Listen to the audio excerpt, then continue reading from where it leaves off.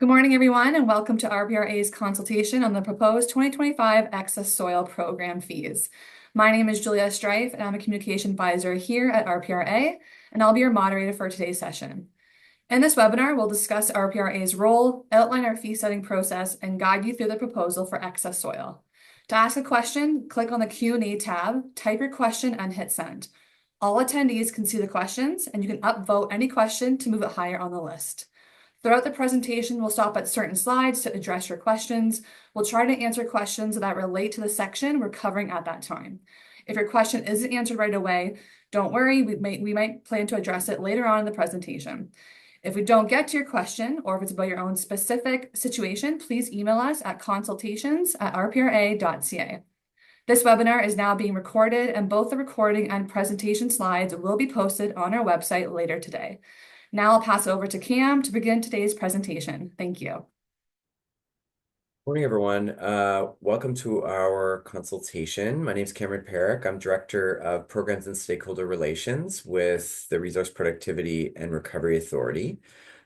Just to set some expectations, we know that this is a new program, and RPRA is a new entity for some businesses, and we're going to set some baseline knowledge about how RPRA operates and how we were mandated to support the excess soil program in Ontario. Then we'll walk through our fee setting process and eventually get to this year's proposed fees. Also noting that there's a proposal available for review on our consultations page. So folks have had access to this information since the launch of the consultation last week, but we're going to provide a little bit more detail in this slide. And as always, the recording of this will be posted to our consultation webpage along with the presentation materials from today. Okay, let's go to the next slide. Okay, so the Resource Productivity and Recovery Authority is a regulator mandated by the Ontario government to, our core original mandate was to support the transition to a circular economy by winding up our legacy waste diversion programs in Ontario that were previously operating under the Waste Diversion and Transition Act into our new legislative framework, the Resource Recovery and Circular Economy Act, and that's transitioning our recycling programs to full producer responsibility. Some sample programs are our Blue Box program, tire recycling, electronics recycling, battery recycling, etc.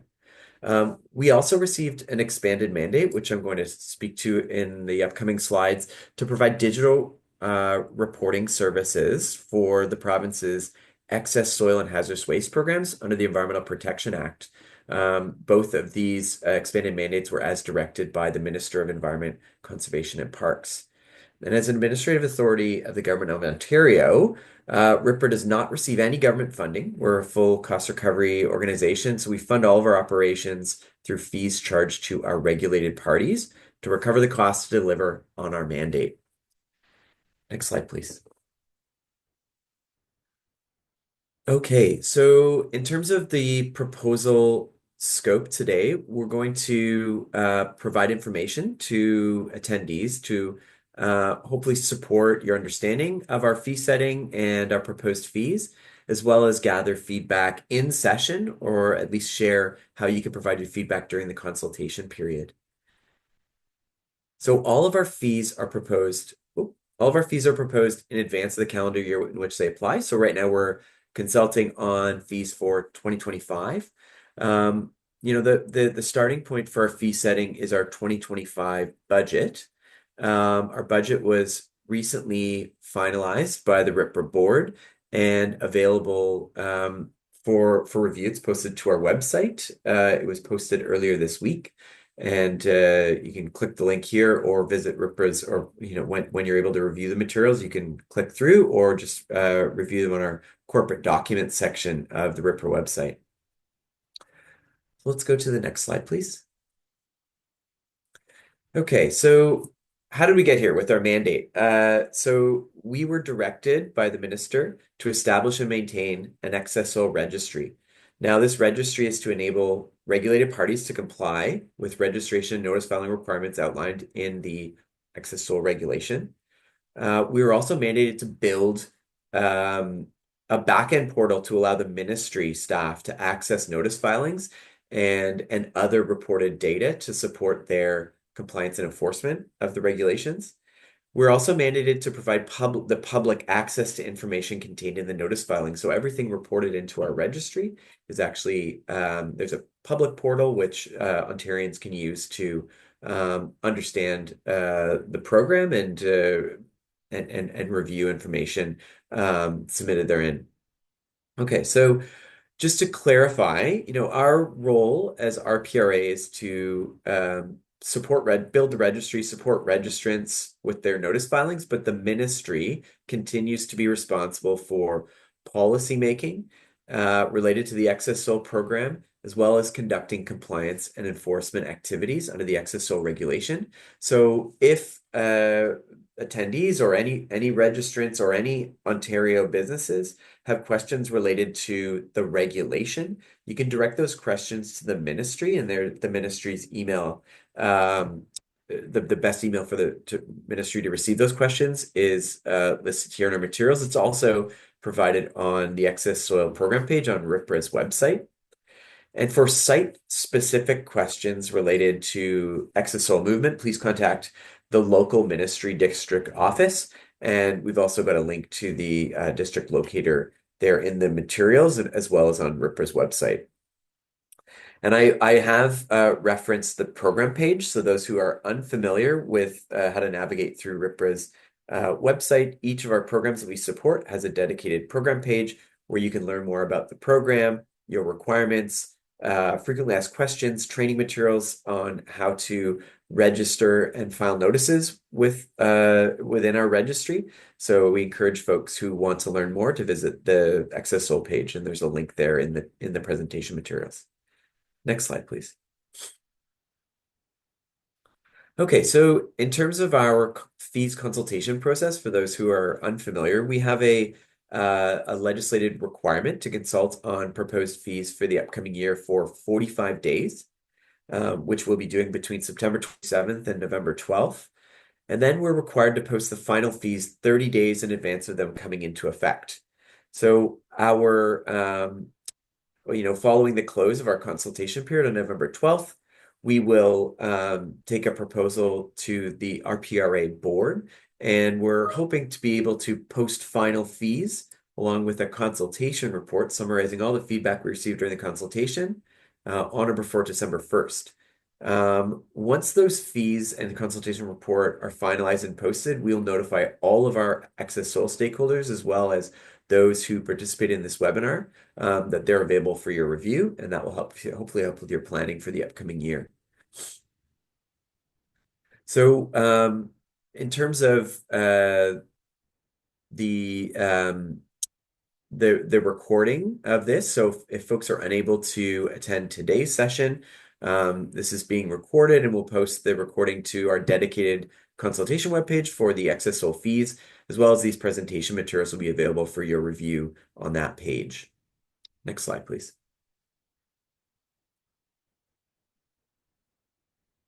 I'm going to pause for a second. Stace, this might not be the right deck. Do you want to swap it out with the one we put in the chat in our back channel?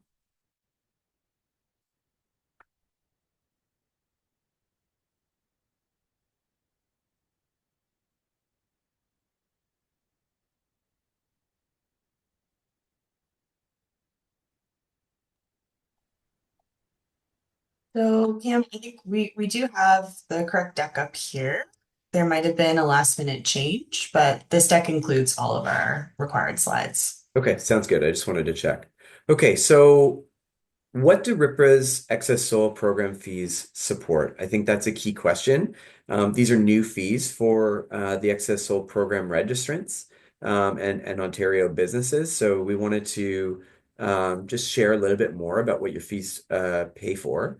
So they pay for us to develop the registry that you use to report required information as per the regulation. The registry also requires ongoing maintenance and enhancements over time. So your fees do pay for that. We also need to operate the registry and support our registrants. So we have a bank of both folks available by telephone as well as by email to support registrants with understanding their requirements and how to register and report to RPRA. We also have a mandate to publicly report out the data we receive. Now that's something that we have not yet reported our data for the 2023 year, the first year that the registry had been operating, but that will be coming in the next few months. So Ontarians and Ontario businesses can review all of the information reported in the registry in an accessible format. Now, just highlighting our strategic plan contains RPRA's overarching strategic goals and objectives. And that's another kind of point that guides where we're allocating resources and what new activities RPRA is going to take on. Our strategic plan was recently published to the RPRA website. We encourage folks to have a look, and that's a long-term plan that takes us out to that will guide RPRA's activities until 2030. Next slide, please. Now, the strategic goals outlined in our strategic plan also flow into our annual business plan, which covers a shorter term period, a 3-year period from 2025 to 2027. That's our most recently published business plan. And our goals are listed here. They're to provide accessible registry services that provide value to our registrants, effective enforcement that supports waste reduction and a healthy resource recovery sector. And just a reminder that we do have a dual mandate. So this particular goal is only in reference to our producer responsibility programs, as RPRA doesn't play an enforcement role as it relates to this program. But the remainder of the goals cross all of our programs. Now, another one of our goals is to provide public information about resource recovery, waste, and RPRA activities that is useful and trusted. To maintain a connected culture where employees can grow and do meaningful work. And operate a robust internal system and processes that remain innovative and adaptable to change. Next slide, please. Now, we just want to pull out from our business plan a few select new activities that we'll be taking on in 2025 that your fees will support. These we've kind of cherry-picked these out of the business plan. There are a number of new activities. These are ones that specifically relate to the Excess Soil program or support the Excess Soil program registrants. And we're also undertaking a number of new activities that are more recurring in terms of ongoing improvements to day-to-day service delivery across all our departments, including registrant support, data analytics, finance, and IT. But as it relates to the Excess Soil program, some new activities include finalizing and implementing a registry services delivery model with proposed service standards, helping to set expectations for our registrants in terms of our service delivery. Improving the efficiency of RPRA's billing and payment processes. That's a project that's begun in late 2024 and will continue on into 2025. And develop and launch new public-facing website about Ontario's circular economy. So to date, our web presence is mainly to support our registrants. It's for the regulated community, but we will be shifting to some more content that's helping Ontarians understand RPRA's operations and the programs we support. Next slide, please. Okay, just getting into how RPRA sets fees. This is all done according to our general fee setting policy, which is available on RPRA's website. There's 4 main steps to determine our program fees. And the first I mentioned is our annual budget setting. So we take our 2025 final budget, which is done through a consultation process where we consult with our advisory councils, which are a balance of industry associations of the regulated community as well as the service provider community, so waste management businesses. We also consult with the ministry, and this is done throughout the summer, targeting or aiming towards our board finalizing our budget and forecasts for the upcoming years in the fall. So that's done by October 1st, and then we post that business plan and budget to our website. The next driver of our fees is how we allocate costs to individual programs. And that's usually done through methodology based on total number of registrants and total number of activity and resources needed to support those programs. The third driver is the subtraction or addition of a program's prior year surplus or deficit. So we set recovery targets each year, based on our best estimates using prior year data on what we think we'll need in terms of revenues to support each program.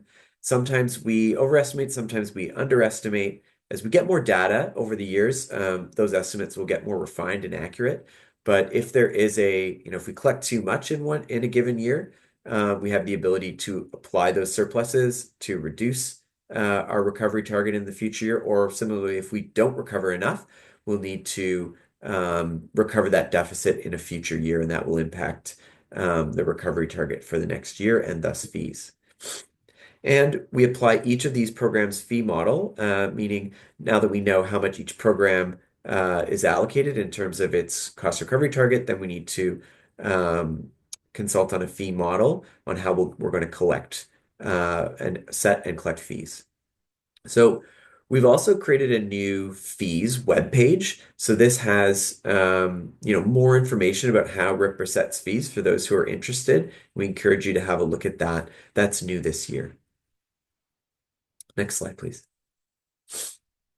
Okay, just going into our cost allocation methodology.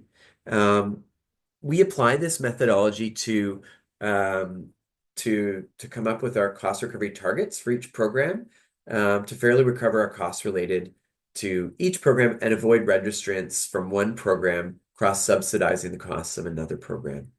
Now, RPRA's cost allocation methodology really falls into two buckets. We have direct costs and common costs. So direct costs are attributable to a specific program, including that program's registry, amortization, and interest. So, there's a lot of upfront costs to build these registries, and they're amortized over 10 years. And each program, set of program registrants pays for their own registry costs. Any professional fees that are directly related to that program or certain IT and registry related expenses. So if a specific program registry needs an enhancement to, say, align with an amended regulation for that program, then only those program registrants will bear that cost. Now, RPRA also has a number of common costs that cannot be attributed directly to a single program. They're either indirect or shared service costs. And they're divided amongst the programs using key cost drivers, as I mentioned, using total number of registrants or total number of producers for our producer responsibility programs. Now, the difference between indirect and shared costs. Indirect costs are things like our board remuneration, non-registry amortization, leadership and certain administrative salaries and office supplies, rents, overhead costs, things like that. Now, our shared service costs are things like our staff salaries. So we have shared service model where we have our frontline registry support officers are able to provide support across programs. So those are shared costs. And our IT services and support, we have a dedicated IT team that supports all of our registries and IT portal or registry portals. So those are shared across programs. So there's also the annual contribution to RPRA's contingency reserve, which is allocated to each program based on the program's share of total budgeted cost recoveries. So RPRA, according to our operating agreement with the ministry, is able to maintain an up to 50% contingency reserve, 50% of annual operating costs. We're not maintaining a full 50% contingency reserve. I believe our current target for the upcoming year is to maintain a 38% contingency reserve, which we believe is a reasonable amount to be held in contingencies. Next slide, please. Now, we've mentioned RPRA's diverse mandate. So just highlighting that we do recover with three main revenue sources. The first is our producer responsibility programs. So through registry fees charged to producers under the RRCA. So that's our Blue Box program, tires, paint, batteries, electronics, lighting, recycling programs. We also collect revenues from the Excess Soil and Hazardous Waste Program registrants in support of our digital reporting services that we've been tasked by the ministry to support, and our Legacy Waste Diversion Transition Act, or WDTA programs, which are slowly in decline as they wind up and those programs continue to transition over to the new legislative framework under the RRCEA. Next slide, please. So we're going to pause and take any questions. I'm going to turn it over to Julia. Do we have any questions yet in the Q&A? We do, yes. We have two questions, and Stacey, go ahead if you'd like to answer that first question. Feel free, just unmute yourself. Perfect. Yeah, I would like to answer the question, but I would like to answer it first by getting a little further in our presentation, because I think a lot of the answers are going to be more clear if we go through a few more slides next, but I'm going to come back to it. So let's leave it up in the queue, Julia, and make sure at the next question break we readdress it. That's Okay. for the first one, Stace. I think we can talk about the second question, though, because it's really about roles and responsibilities in supporting this program. So I'm going to read the question, then I'll provide a response. So the questioner says, it's been my observation that the increased fees have had the unfortunate effect of actually pushing private industry more underground. Less and less private landowners are reaching out to qualified persons, or QPs, for consulting services, while the good actors seems to be the ones facing enforcement. Can RPRA confirm that enforcement moving forward will focus on source sites which are not in the registry? So RPRA's role as it relates to this program is to build and operate the registry. We also communicate to, leveraging those industry associations that represent potentially obligated businesses to file notices in our registry. We help to communicate, what requirements businesses may have, how to use our registry, but RPRA is not responsible for compliance and enforcement. That's a responsibility of the Ministry of Environment, Conservation, and Parks. So if you do have questions related to enforcement, we encourage you to direct those comments and questions to the ministry's website, which we provided earlier in the slide deck, and we also have that available on our website. But really, one of our challenges is communicating this new program to folks and what they have to do. So we definitely are working on some new communications materials to help businesses in Ontario understand their requirements and hopefully file notices when they do have requirements. So hopefully that helps to answer the question. And let's keep it moving, because I think this question about our fee increases year over year will be more clear on why fees go up and down as Stacey walks us through the fee setting for the program. And just quickly, the presentation will be available after. We're going to post it to our dedicated consultation page, the material, the slides, as well as the recording. Okay, over to you, Stacey. Also, there's just one other quick question that we can address here. Can you confirm the date when these new fees would apply? So we are targeting December 1st to post all of our fees for 2025, and that they'll be posted for 30 days before coming into effect on January 1st, 2025. And if there are no other questions, I think we'll move into the second part of our webinar here. So we're going to discuss our 2025 budget. That's a typo, sorry about that. Our program cost recovery targets and our surplus deficit applications in the upcoming slides. So you can see our 2025 budget this year is 5% higher than our 2024 budget. And that's primarily to increase resources for the service and administration of our registries, and for compliance and enforcement activities regarding our producer responsibility programs, so not the Excess Soil Registry program. It's also to increase investments in technology, and this 5% increase is in line with what we forecasted in our 2024 business plan. You can see the requirement for Excess Soil and Hazardous Waste Registries, which are the registries we operate under the Environmental Protection Act, has increased by 2%. And as Cam mentioned, the cost recovery target for our oversight for the WDTA programs is trending downward and will eventually reach zero in future years when all of those programs are fully wound up. So this slide gives you a pretty thorough breakdown of our 2025 budget. Our total revenue requirement is noted in the bottom line there. And it shows all of our high-level revenue lines as well as our expense lines. I'll just maybe point out a couple of larger increases. The largest ones are to salaries and benefits and to registry and IT.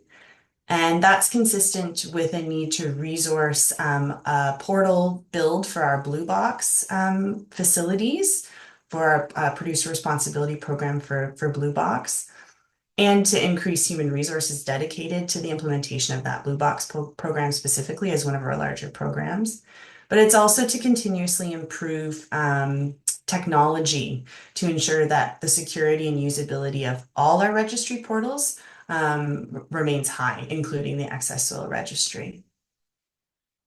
And again, our business plan is posted online, so you can delve into the details of this budget as far as you wish to go by accessing it from our website. So this pie chart shows the breakdown detailed in the table on the previous slide, but by percentages. So you can see the largest shares are for the expenses that require relatively more resources, which also happen to be those that increased by the largest margin, salaries and benefits, and registry and IT costs.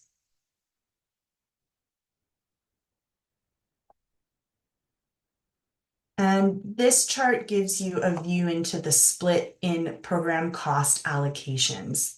And if you look at the bar on the bottom of the screen, you can see producer responsibility programs are allocated the majority of our costs. The costs allocated to the oversight of the WDTA programs is the smallest, eventually trending towards zero over the next few years. And the excess soil and HWP registry cost allocation sit at about 33% of our total budget. If you look at the pie chart itself, you can see clearly hazardous waste, the hazardous waste program registry, and our Blue Box program are the two individual programs that are allocated our greatest share of costs. And that's because they have the largest number of registrants out of all of our programs, which is a major cost driver for us. And also in large measure because a greater proportion of direct costs are incurred by those programs. You can see excess soil is the brown slice there, and it takes up 4% of our overall cost recovery target for 2025. And that's because in contrast to those two larger programs I just mentioned, Has Waste and Blue Box, the Excess Soil Registry program has much fewer registrants, which is a major cost driver, as I said. And the program has very few direct costs allocated for 2025.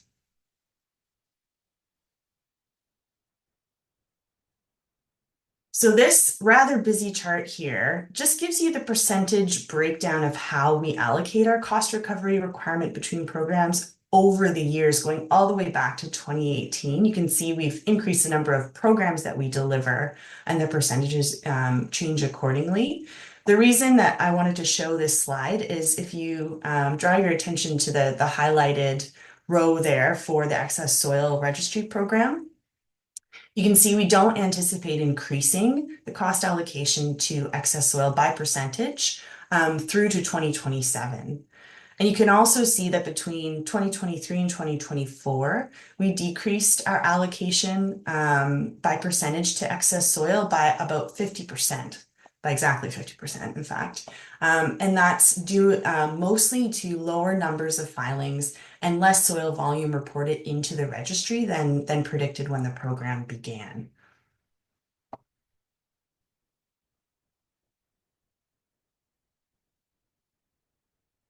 So we don't receive any government funding as an administrative authority of the Government of Ontario, which was mentioned earlier in the presentation. And we have to fund our operations through fees we charge to regulated parties solely. So this slide just gives you further information about what fees charged to excess soil registrants cover. So fees charged to excess soil registrants recover our costs for building and implementing the registry, which includes the registry development itself, plus interests because those development costs are amortized over a 10-year period. It includes the recovery of our startup operating costs for the program from 2021 and 2022, and that's spread over a 3-year period. It also includes registry implementation, including support officers for answering the phones and emails, an external call center costs to retain that, IT support costs, and general administration like on-call phone and email support. Some of this also includes some information about the hazardous waste program. So that 250,000 manifest is actually referring to hazardous waste program. You can feel free to ignore that. So it just gives you a snapshot of some of the things that we pay for with program fees to Excess Soil Registry and also hazardous waste. So after having gone through our budget and our program allocations, I'm going to just explain a bit about how we're proposing to apply that third component of our fees, our program surpluses or deficits. So one of our principles for fee setting, which is set out in our fee setting policy, is the avoidance of cross-subsidization between programs. So if we collect a surplus or incur a deficit in a program in a given year, the surplus or deficit will only be applied in subsequent years to that same program. And we'll consider applying a surplus or deficit to a program's cost recovery target 2 years after that surplus or deficit is incurred. And that's because we set fees before the end of the calendar year. And at this point in the year, we can't gain an accurate enough picture of how close to or far from our cost recovery targets will be for each program. And our goal in deciding whether and how much of a program surplus or deficit we will apply to the cost recovery target is to minimize annual fee fluctuations for a given program. So the excess soil deficit recovery proposed for 2025 is 794,000, which is a little higher than what we proposed in 2024 in order to recover the forecasted balance in unbilled fees for the excess soil program. That was in place as of December 31st, 2024. And we're scheduled to recover that total deficit by the end of 2028. The proposed recovery of the deficit in 2025 is higher again, so 794K compared to 650K in 2024, because our current estimates are showing that the 2024 revenues available to repay that deficit are trending just below forecast. So we don't want to incur even more deficit in the excess soil program, so we're going to recover a little more this year. So this table shows you the 2025 revenue requirement by program, including the application of a surplus or deficit if an application is being proposed for 2025. And also the total 2025 cost recovery target that results compared to the 2024 cost recovery target. So the highlighted row for excess soil, we have a program allocation in 2025 of 1.14 million. And then we're adding that 794,000 deficit recovery figure to come up with a total cost recovery target for 2025 of 1.9 million. And that's compared to a 1.7 million recovery target that is in place for this year for 2024. So this table here gives you a breakdown of our revenue requirement by the type of cost. So direct cost to the excess soil program for 2025 is allocated at 0.3 million. Indirect and shared costs total 0.7. Reserves 0.78 rather. Reserves and startup recovery contributions total 0.053 million, and budgeted recovery of prior year costs, so that's the recovery of a portion of the operating deficit, is 0.79 million, to come up again with that total revenue requirement for 2025 of 1.93 million. And this is a further breakdown of the revenue requirement for excess soil compared to 2024, with just a little bit more information here for you. Also in comparison to 2024. So you can see there's the substantial change here is to the recovery of our deferred operating costs. So again, our deficit recovery, which is increasing from 0.61 to 0.79 million. Amortization costs remain the same. Interest cost is actually a little bit lower. Our common costs are slightly higher. Our startup costs and reserve contribution remain the same, and there are no direct costs for 2020, 2024, 2025. I'm unsure if that's correct, so I might have to update that before this is published to the website. So I'll pause now for some questions. I want to, just before I get to other questions that I've put into the queue, I want to just go back to that first question. Can you please describe one fundamental difference in RPRA's actions and enforcement between 2023 to 2024 that warranted the 500+% increase in rates? And that was between 2023 and 2024.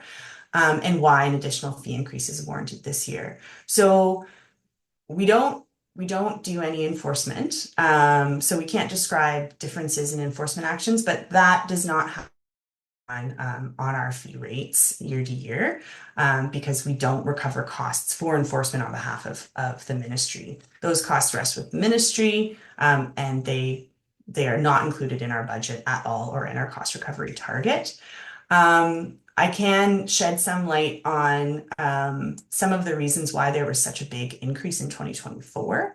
The basic reason is because the amount of filings and the quantity of soil that came into the Excess Soil Registry in 2023 was very below what was predicted when this registry was first brought online. Also, initially, the registry launched in 2022, but there was a pause in registration requirements instituted by the Ministry of the Environment. So we did not receive the revenues that we expected in 2022 either. So there was a deficit being incurred in 2022 for operating costs, then again in 2023. Then we had a much better picture going into this year of exactly how many filings and how much volume we could expect to come through our registry. So our estimates were adjusted down, and you could see in a previous slide that our cost allocation was also adjusted down accordingly. But the fees still had to be increased by a substantial amount to start to recover the substantial operating deficit we had incurred over 2022 and 2023. So hopefully that goes some way towards answering your question. If you want to follow up, please feel free to email consultations@rpra.ca, and we can have a more fulsome discussion. Good answer, Stace. I'm going to answer this next one, which is is excess soil fees paying for blue box programs? So a few slides back, we spoke to our need to ensure that our programs are not cross-subsidizing one another. So excess soil fees, as we mentioned, are any direct costs related to the excess soil program are paid by those programs' ratepayers. Similarly, any direct costs related to the operation and support of the Blue Box program are paid by Blue Box registrants. As an example, we're building a new portal that those participating in Blue Box will need to, a new registry portal will need to utilize in the coming years. Those costs will not be borne by any excess soil registrants.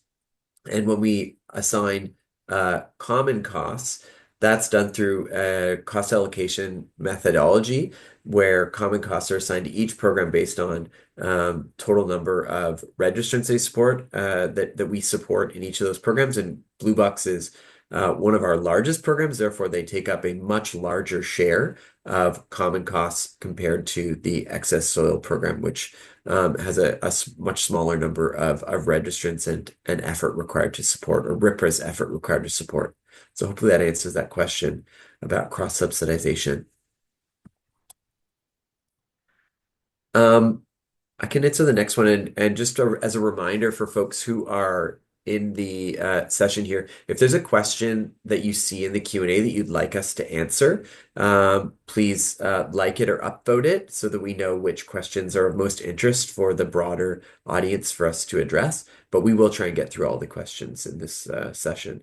So the question is, I find the RPRA Excess Soil Public Registry is not user-friendly. It's cumbersome to search through and find reuse sites in my area because you have to click through each page rather than being able to search and narrow down the site. For example, it'd be useful to have a map with reuse sites or project area sites, or to be able to have a search function to narrow down the listings. Are there any plans to improve the usability of the website? So this is a really good question, and I'm answering it because it does relate to fees. So as a cost recovery organization, any enhancements to our registry would require additional direct costs borne by ratepayers. So I do, take your point that it would be helpful for folks to be able to have better search functionality or even a mapping function to understand, where are there reuse sites I could take my soil to nearby to help, with efficiency of project operations or reduce transport costs. And we will take this feedback back to our registry team, who does consider enhancements based on the needs of our program registrants. But what needs to be appreciated is with every enhancement will result in new direct costs and an increase in program fees. So if that's tolerable to have fees going up but as a result increased to have better functionality of the system, but with the outcome of higher fees, then we need to hear that from registrants. But this is good feedback and we'll take it back. But just hoping to clarify why we haven't done any more enhancements to date, because that isn't new feedback. But the more we hear it, the more we understand registrant needs. Stacey, maybe you could take the next one.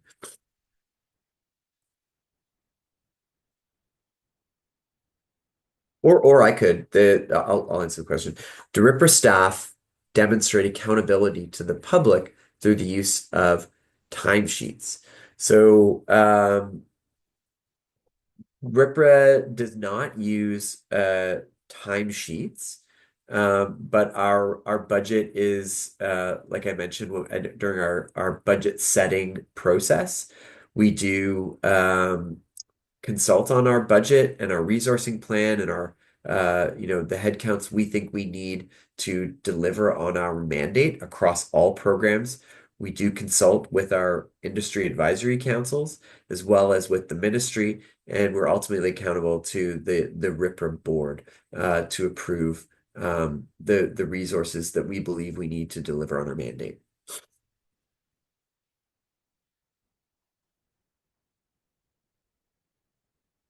Stace, maybe you could answer this next question about where we're tracking for 2024.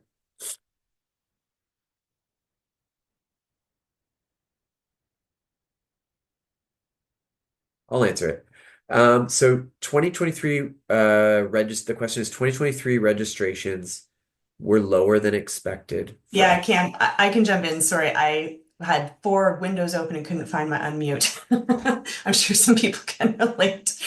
Yes, so for 2024, our volumes and registrations are definitely tracking close to what we predicted, which is a good thing. And that's why our increase proposed for 2025 is certainly not, 100, 200, 300%. But we still are trending a little bit below the filings and volume that we are hoping to see. Right now, I should mention that the fee rates we're proposing are still preliminary. We may adjust them before setting fees before finally setting fees and putting the fees in front of our board at the end of November.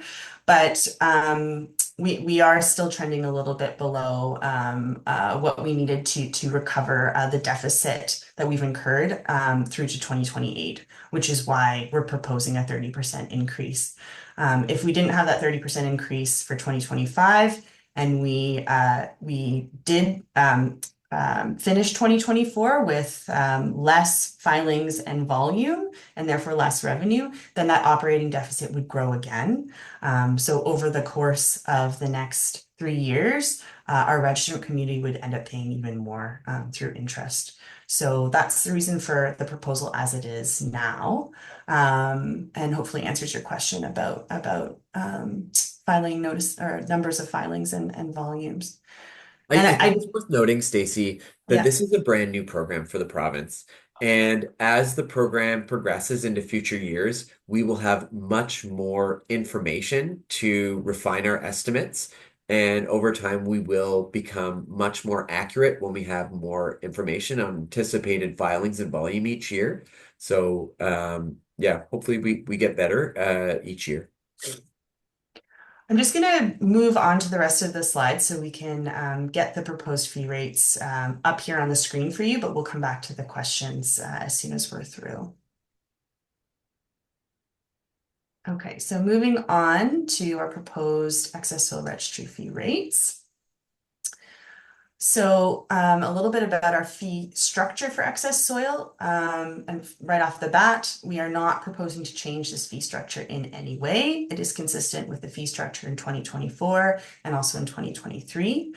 So the regulation requires notices to be filed for 3 different activities currently. The movement of excess soil, which is registered through our registry via project area notices. The operation of a soil reuse site, which is registered with reuse site notices, and the operation of a residential development soil depot with a notice for that particular undertaking.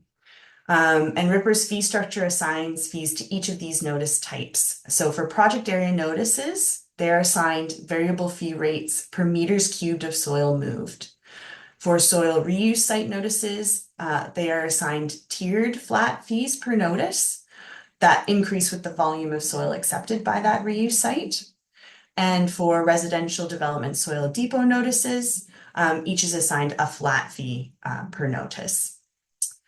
And just to note that fee rates are assigned such that the majority of RPRA's revenue requirement is collected from project area notices, which are more predictable year over year in terms of the number of filings and soil volume reported.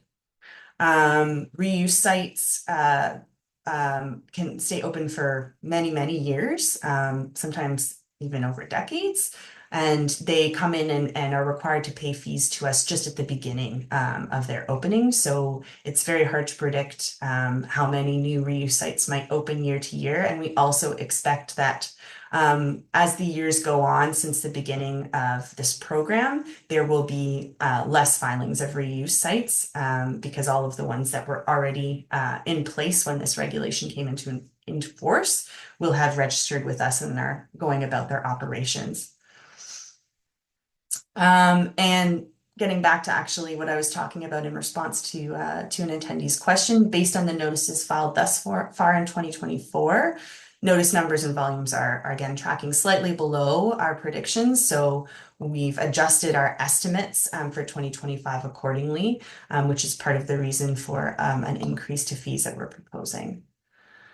So this gives you a breakdown of the proposed 2025 project area notice fee rates versus our 2024 fee rates. And you can see, except for the very small projects that receive a nominal flat fee, last year it was $90, this year it's $95.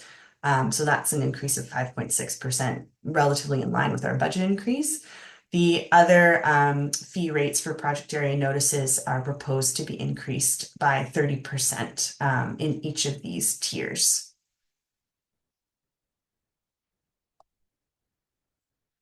And here's a look at our proposed reuse site and residential soil depot notice fees versus our 2024 fee rates. and we're proposing a 5% increase over 2024.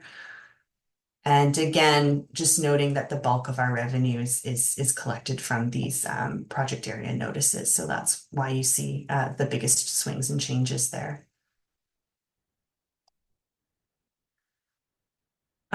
So just a reminder, the program allocation to excess soil of our various cost buckets, our direct, shared, and indirect costs is staying the same for 2025 compared to 2024. We are not allocating more cost recovery to this program, but the proposed deficit recovery for 2025 plus a slight decrease in the volume of soil predicted to be reported into the registry based on our filings to date in 2024. Those are the reasons for the proposed increase to the project area notice rates largely.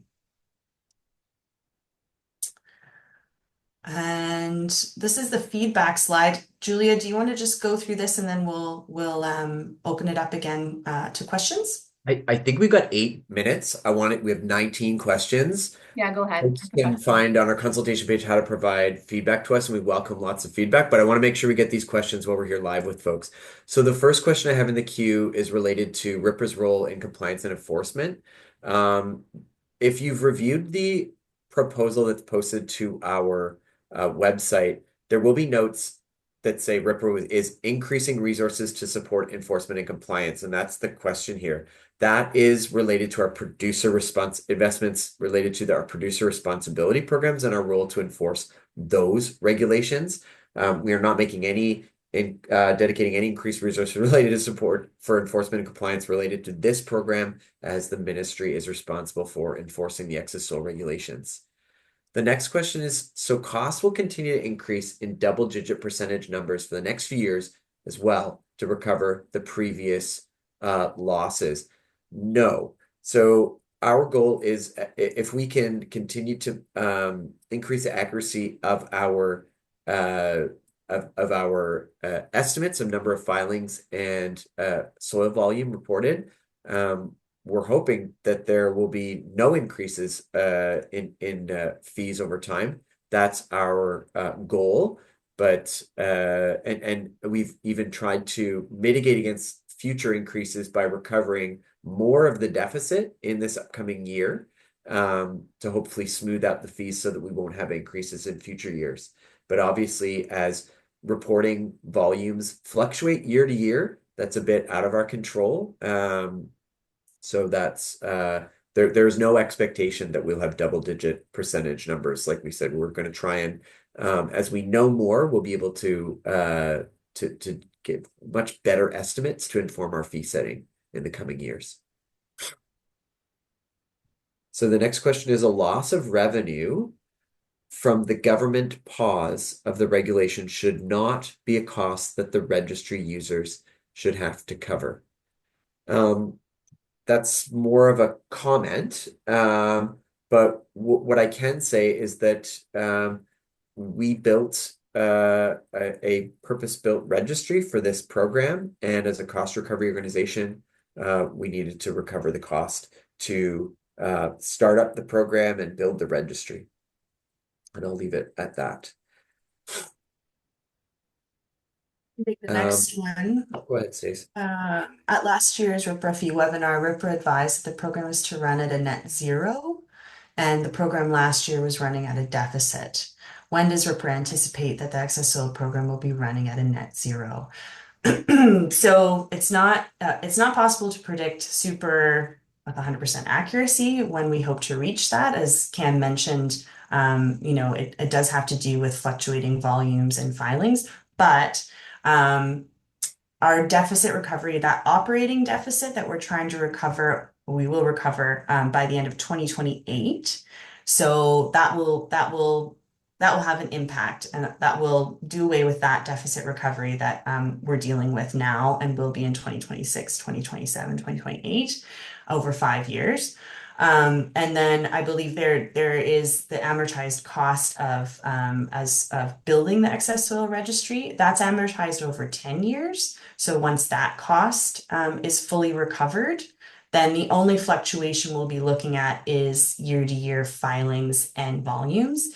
That's pretty far into the future, but again, our goal here is to minimize fee fluctuations and configure fee models that do that as best as we can. So it is our goal to run at net zero. And at the end of 10 years from the start of the program, so 2022, that we hope to be able to be getting much closer to that.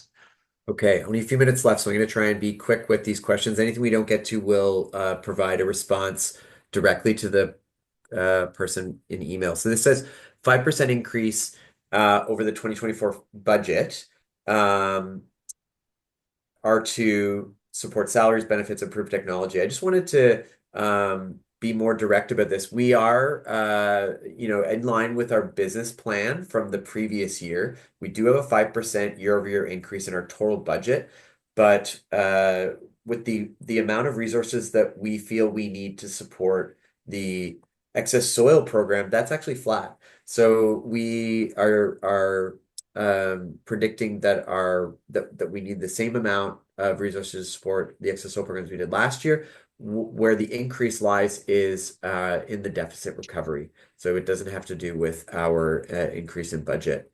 Now, just a question of our strategic goals. There's some confusion around why one of our goals refers to effective enforcement.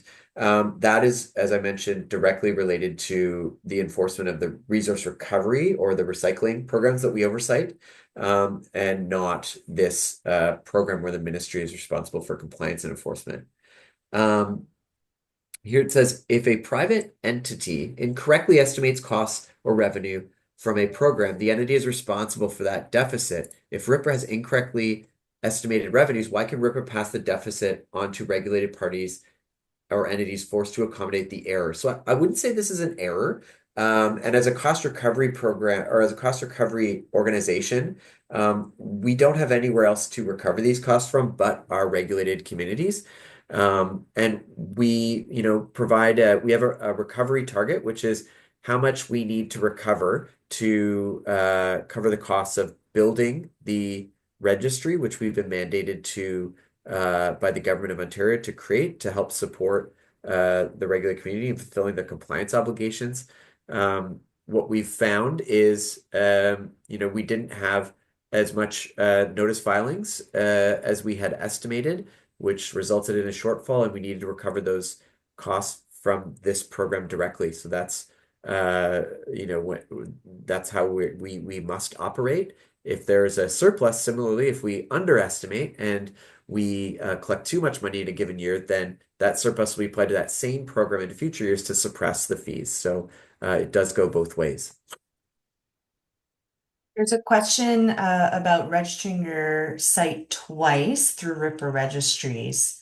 So this particular case, I think this question is pretty specific to your business. I'd invite you to contact our registry support officers via email at registry@rpra.ca or via our phone number that's posted onto our website.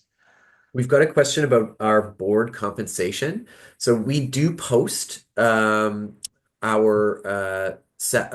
staff and board compensation levels to our website. So I'd encourage you to, if you're interested, that's in our corporate documents section of our website, and we post that information annually. Are publicly accessible reports available for previous year audits that led to the 500% increase?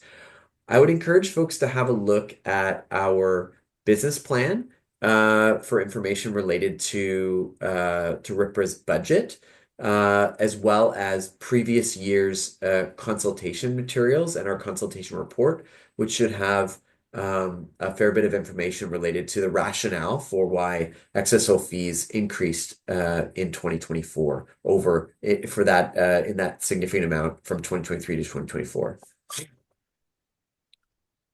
How much percentage of the 2024 registries are those that actually no registries were required as per the regulation? I've heard that there are quite some sites registered on RPRA, however, by regulation, they were exempt from registry rules. I'm not sure I understand the question. I'll have to take that back and perhaps craft a response to you, Chloe, offline. Now we're at the end of time, and I know that Julia wants to run a quick survey to gather some feedback on how we deliver this presentation today. All the remaining questions we'll go through, we'll capture them and respond directly if we can. And at the very least, they'll be captured in our consultation report, and all feedback received will be considered as we make recommendations to our board for the 2025 program fees for excess soil and all of our programs that RPRA supports. Julia, over to you. Yeah, great. Thank you. So I have launched the poll. This will only take a minute or two, and we include this poll in all of our sessions to gather feedback and improve our future webinars. So if you can just take a couple minutes to complete that, we'll just start that now.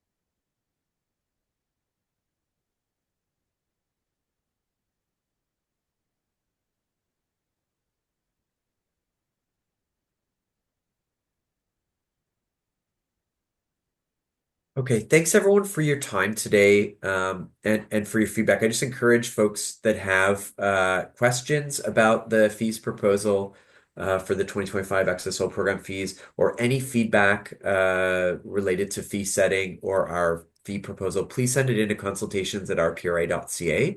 We'll be accepting feedback until November 12th. And reach out to us at consultations@rpra.ca if you have any further, we're open to more fulsome one-on-one discussions. If that's something you're interested in, please don't hesitate to reach out. So thanks again for all the feedback today and the good questions, and we'll try to, if there's names provided, provide direct response to some of those questions we didn't get to have time for. So thanks again for your participation and have a great day.